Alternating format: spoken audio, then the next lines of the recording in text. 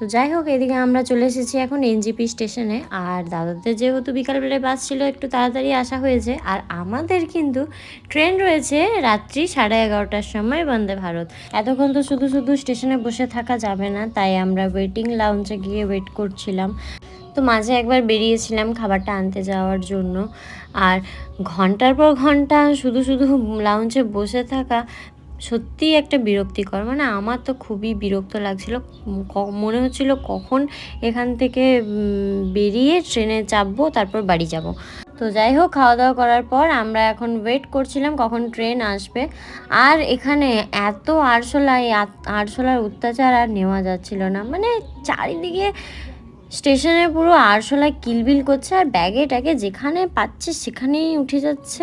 একে তো লাউঞ্জে ঘন্টার পর ঘন্টা এতক্ষণ বসেছিলাম, তার মধ্যে আবার এখানে ট্রেনটাও আমাদের একটু লেট করছিল, আর তার মধ্যে আবার আরশোলাগুলো চালাচ্ছিল। তো মাথাটা এত গরম হয়ে গেছিলো, মানে কিছু বলার নেই, খুবই বিরক্ত লাগছিল। তো যাই হোক, অবশেষে আমাদের ট্রেন এসে পৌঁছায়, আর আমরাও এখন উঠে পড়েছি ট্রেনের মধ্যে।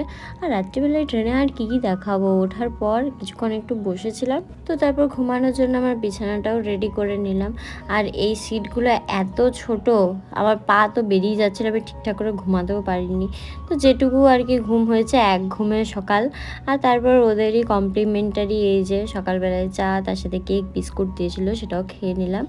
আর তারপর এই যে এখন আমরা নেমে যাব, তাই ভাবলাম ট্রেনটাও একটু ঘুরিয়ে দেখিয়ে দিই। কী আর ঘোরানোর মতো কিছুই নেই, কিন্তু তাও একটু মনে হলো ফার্স্ট টাইম বন্দে ভারতে চড়লাম, তো এক্সপিরিয়েন্স খুব একটা খারাপ ছিল না, ভালোই ছিল।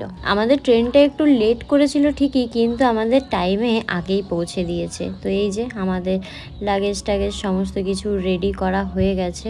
তো যাই হোক, এইদিকে নেমে পড়েছি এখন হাওড়া স্টেশনে। তো চলো, ট্রিপের সাথে সাথে ব্লগটা এখানেই এন্ড করলাম আজকের মতো।